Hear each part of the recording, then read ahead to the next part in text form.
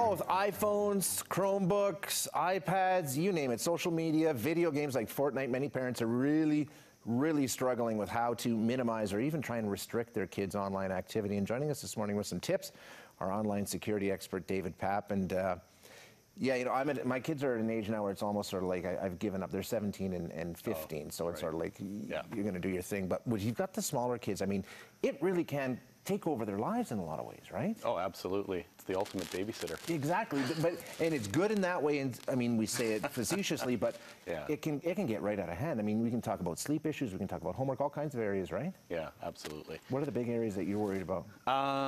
Those are some of the big areas. So the screen time that they're spending on it, and whether the younger kids are getting exposed to inappropriate content. That's a huge one. And sometimes they're just not looking for it. It just springs up. It does, yeah. And then the other one that's interesting these days, I'm hearing from a lot of parents, is, you know how on Amazon you've got that one-click purchase? Yeah. Well, your kids get onto your computer and start buying themselves some interesting things like Pokemon cards or some games or whatever, and they don't associate that costs money. Right, exactly, yeah. This is easy. Yeah, exactly. What can you do as a parent to try and, you know, have some oversight and some restriction on this? There's a number of different things you can do. Number one, you could have education, so you could, you know, teach them about this stuff, be very open about it. Number two, for younger kids, there's a few apps that are actually quite appropriate. Can they work? Yeah, one's called Screentime, another one's called Netnanny. It's been around forever. And then there's a very advanced one called Netguard.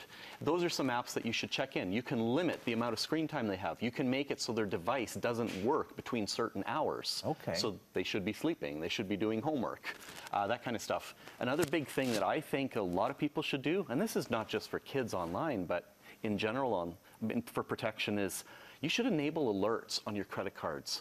So the minute that a transaction goes through, you're notified. Yeah, that's a good idea. Yeah, because then you know. Instead of being surprised a month or two later looking at your credit card bill and going, what the heck? Yeah, exactly. And you know, a lot of credit cards will work with you on that too. If you get to it quickly enough and say, wait a minute, this is my kid goofing around, they'll stop that transaction, right? They will, absolutely. Another thing we encourage is to use a second credit card for your online purchases on those types of accounts, like your iTunes account. Right, yeah. That has a low limit on it. So you know that somebody couldn't have a lot of fun with it. Exactly, yeah. Take some precautions. You know, where do we go from here? I mean, it's not slowing down in any way, shape, or form. It just seems to be more and more, right? So what do you see coming down the road here? I think our problem is that society, technology is about convenience. So it's all about, you know, I don't want to remember, have to type in passwords. I don't want to do this. I want it to automatically log in. I don't even want to put in a PIN code on my screen. Like, I just want things to automatically happen for me. Yeah. And the problem with that is the risks that are associated, your kids, other people getting identity theft, all that kind of stuff. So I think it really comes down to education. People just need to educate themselves as to what are the risks, what they can do, help the kids understand what those risks are, that money is real. Yeah, exactly. You know, in these purchases online, and maybe, you know, work some stuff out. And you really have to restrict screen time. I mean, the screen time is out of hand with a lot of households.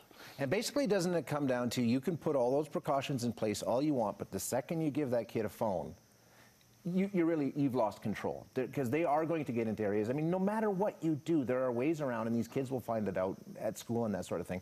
Basically, you've got to educate and tell them up front, this is what could happen, right? Absolutely.